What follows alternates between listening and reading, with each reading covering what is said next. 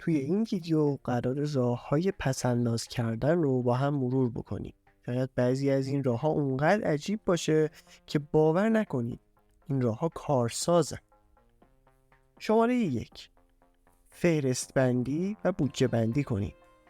همونطور که کارهای روزانه‌تون باید طبق برنامه‌ریزی انجام بشه، برای دخل و خرجتون هم باید برنامه‌ریزی کنید.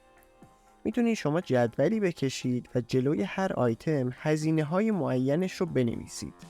مثلا هزینه اجاره خونه اگه مستاجرین، هزینه خودرو و بنزین، هزینه‌های درمانی و چکاپ ماهیانه، هزینه درس و مدرسه فرزندتون، هزینه‌هایی که برای لباس، خوراک و تفریح اختصاص میدین و بقیه موارد.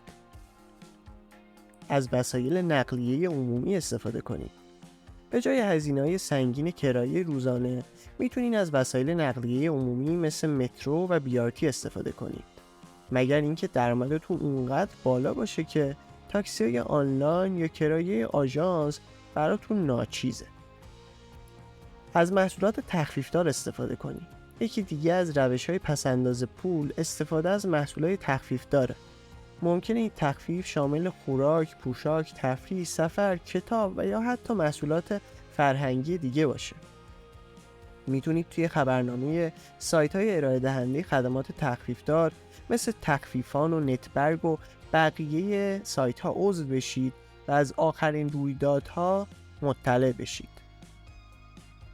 برای کاهش هزینه‌های درمانی به بیمارستان‌های طرف قراردادتون مراجعه کنید. بیمارستانایی هستن که طرف قرارداد با بیمه‌های تکمیلی و یا بیمه‌های رایگان مثل بیمه نیروهای مسلحن. قبل مراجعه به بیمارستان حتما نوع بیمه طرف قرارداد رو چک بکنید. اگر نوع بیمه خدمات درمانی شما مشمول تخفیف و یا رایگان هست، حتما استفاده کنید. این حق شماست. راه 5. برای پیرایش ماهیانه به آموزشگاه‌های آرایشگری سر بزنید. چرا آموزشگاه‌های آرایشگری؟ چون داشتن مدل رایگان برای هنرجوها الزامیه.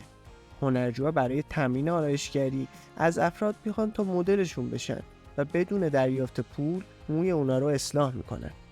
شماره 6. از تورهای تخفیفدار یا لحظه آخری استفاده کنید. اگر زیاد اهل گردش و تفریح هستین و نگران هزینه‌های سفرید، میتونید از تورهای تخفیفدار و لحظه آخری بهره مند بشید. بعدیش اینه که همیشه باید یه چمدون پر توی خونه داشته باشین و منتظر زنگ آژانس هواپیمایی باشید تا به سرعت به سمت فرودگاه حرکت کنید.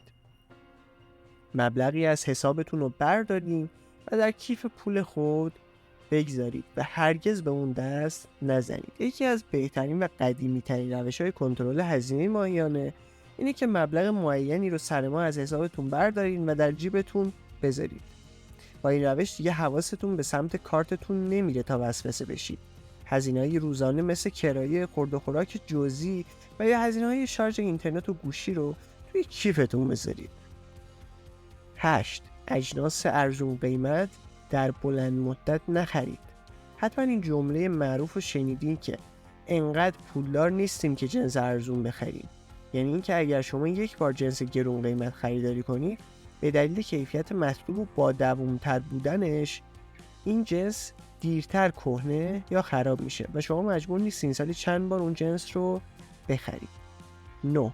به جای خرید محصولات فرهنگی اونا رو اجاره کنید یا به امانت بگیرید.